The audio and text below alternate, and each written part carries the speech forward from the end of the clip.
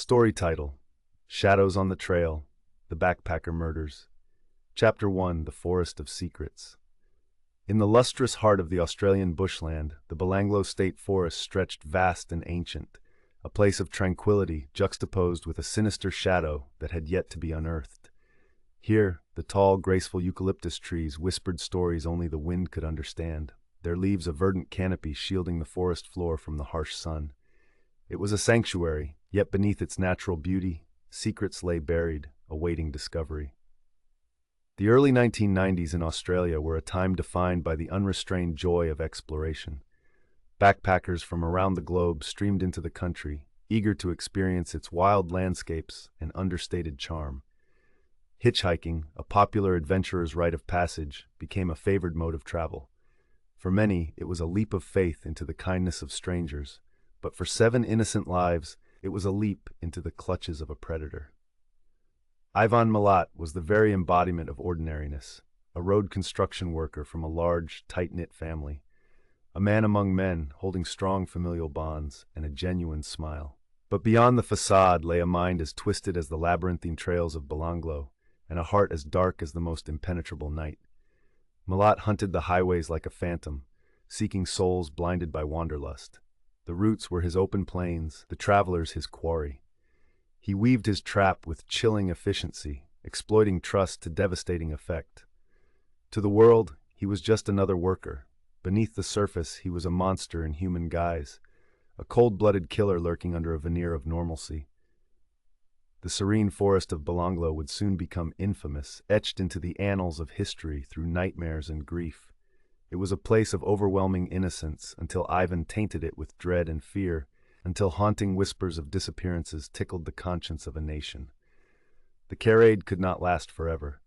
The forest, steeped in its own secrets, was about to reveal them. Desperation bore new hope, and a tragedy sparked determination. On a crisp morning, beneath the azure skies, the first bodies were uncovered, bringing to light the silent cries of the missing. In the aftermath of these discoveries, Detective Inspector Clive Small took a solemn vow amidst the tension and fear that now shrouded the community, to hunt down the perpetrator and halt the journey of despair he cruelly perpetuated. Thus began the odyssey into the depths of humanity's darkest instincts and the tireless pursuit of justice. Clive Small and his team would embark on a journey across lands both physical and psychological, seeking to unravel the threads of a grisly tale woven by Ivan Milat. The tale of trust betrayed, of horror amidst innocence, of resilience in shattered communities, a story of love and loss deeper than the shadows haunting the trail. And so, in the heart of a country torn between beauty and brutality, justice awaited its revelation. Chapter 2: The Call to Justice. Story: Detective Inspector Clive Small's reputation preceded him long before the specter of the backpacker murders loomed over New South Wales. Renowned for his indefatigable pursuit of justice and an almost surgical precision in investigation, Small was the embodiment of tenacity. It was no surprise, then, that when the unsolved disappearances plagued the state, Small was called upon, entrusted with piecing together the puzzle that haunted the nation. The trail began in disarray, scattered accounts of missing tourist handprints etched against the backdrop of a bushland that had swallowed them whole. Conversations echoed in concerned whispers, painting a chilling mosaic that hinted at a predator cloaked in the darkness, roaming unchecked. Small gathered his team in the bustling precinct, each member a crucial cog in the wheel of justice. Their eyes spoke of determination, yet unreadable shadows flickered beneath, a testament to the stakes involved. The pressure was palpable, the air electric with urgency. Today marks the beginning of unearthing the truth, Clive began, his voice steady yet firm. We have the duty to restore peace to those who lost their loved ones and purge this land of fear. I need not remind you what's at stake, but together we will prevail. Their dedication shone through late-night meetings, fingertips raw from rifling through endless files and reports. The tragic tales of lost souls reverberated through the walls, urging them on in their relentless task. The initial leads were as elusive as the mist rolling off the forest trees, yet picked apart piece by piece, a clarion of patterns emerged.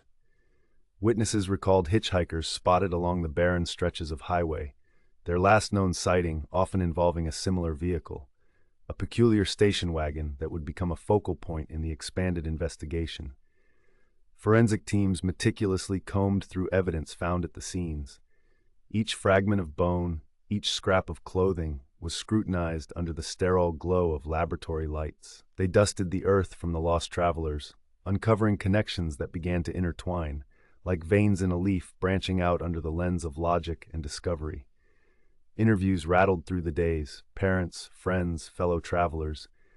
Each conversation was a thread of hope, a connection to anchor small truths in the vast sea of unknowns. Survivors' interviews painted a picture of encounters along the trails and roads with a charming yet unsettling stranger who reveled in anonymity. It was through the tireless and often painful testimonies that the pattern emerged, a tapestry of deception and brutality that slowly pulled back the veil on Ivan Milat. This unassuming road worker from the western suburbs of Sydney began to take shape not just as a shadow in the forest, but as a man with dark compulsions, waiting for his moment of vulnerability to strike. Clive Small's realization of Milat's potential involvement hit like a tidal wave. The ordinary man with no previous arrests nor public suspicion until now had remained comfortably unnoticed. The hunt for evidence shifted into high gear, every aspect of Milat's overtly simplistic life scrutinized to reveal the duality of his existence. Story. The team worked in a meticulous symphony, bringing together the threads of circumstantial evidence that painted a damning portrait of guilt. Creeping closer to capturing something more than suspicions, they dove beneath the layers of Milat's seemingly mundane existence. Persistence weighed heavy with each passing hour, but the promise of justice was electric in its allure. The hurdles were many, yet through procedural perseverance, authorities secured the search warrants critical to unveiling the ominous treasures Milat's home held. Chapter 3. The House of Secrets. Even Milat's home, nestled discordantly in the quiet suburb, was as deceptive as its owner. On the surface, everything appeared unremarkable, just another house on just another road. But to detectives it held the promise of revelations, a shrine to secrets desperately concealed. As investigators crossed the threshold, the gravity of their purpose hung heavy.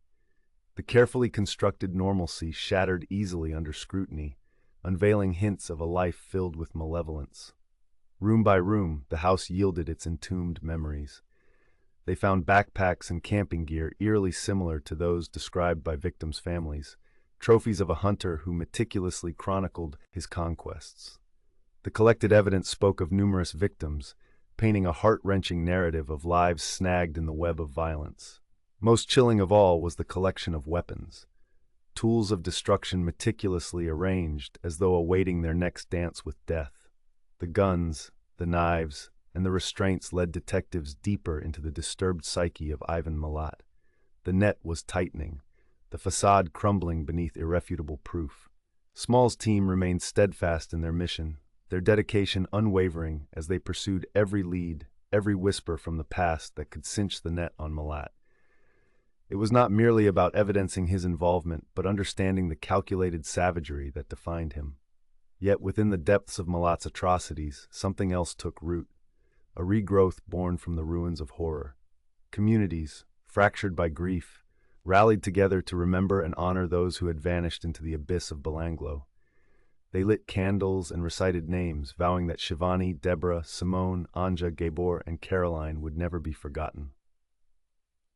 Chapter 4. The Power of Memory and the Trial of Truth. Ivan Milat's arrest created ripples of relief around the globe. As his trial drew near, Australia and indeed the world watched, grappling with the incomprehensible evil that had stained the vibrant land. Inside the courtroom, a monumental battle of narratives unfolded. For the families of victims, it was a time to reclaim the stories of their loved ones, to shift the spotlight from their day's end to their lives and myriad beautiful experiences that had unfairly concluded.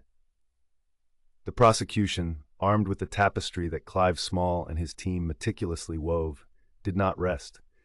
They sought not mere conviction, but indisputable truth, saturating the courtroom with the specters of memory and evidence. Testimonies from those who had narrowly escaped Milat's grasp offered vital insights into his methodically constructed deceit. They became the voices of the voiceless, their tales anchoring memories within the courtroom like roots grounding a tree. The defense attempted each trick the law allowed, desperately working towards unraveling what had been painstakingly stitched by the investigators. Yet, each piece of evidence, each heartfelt testimony, built a tower of inescapable truth over Ivan Milat. His once hidden darkness laid bare before the world, and as the trial reached its crescendo, justice emerged triumphant. The jury, after long deliberations, returned with a verdict, guilty on all counts. Ivan Milat was sentenced to life imprisonment, his malevolent chapter forcibly closed by the gavel's fall. The courtroom released a collective breath, a sigh of relief for some, a mournful acceptance for others. For Clive Small and his team, this victory was bittersweet. They had succeeded in delivering justice, but no sentence could ever return the precious lives lost. Tears mingled with smiles as the families and friends of the victims held one another, united by love and grief. Chapter 5: Healing the Heart of the Land. With Milat imprisoned, the forest of Belanglo slowly began to heal, but it carried an indelible mark of its grim history. Communities, once fractured by fear, found hope and strength in solidarity. They came together to support each other, creating memorials and gatherings, not just in remembrance, but as a testament to resilience and unity. The case left a profound impact on Australia's tourism industry. Safety measures were enhanced. Hitchhiking, once a common thread of the backpacking experience, was scrutinized and discouraged. The awareness spread across international borders, changing the way travelers navigated the beautiful yet vast Australian landscape. From the shadows of unimaginable darkness, stories of bravery and survival emerged. Past travelers shared tales of friendships forged on the road, shining light on the indomitable spirit of adventure and exploration that Ivan Milat could never extinguish. Detective Inspector Clive Small continued his work, forever shaped by the backpacker murders. His resolve and dedication, though tested, had forged a legacy of justice. He took solace in knowing that his efforts had brought some measure of peace to the souls of those lost and to their families. The memory of Ivan Milat's victims transcended their tragic endings. They were remembered for their dreams, vibrancy, and indomitable spirit that even darkness could not overshadow. New generations of backpackers wandered the same trails, carrying their stories forward. Epilogue: Shadows no more, story time moved on, yet the whispers of the forest remained.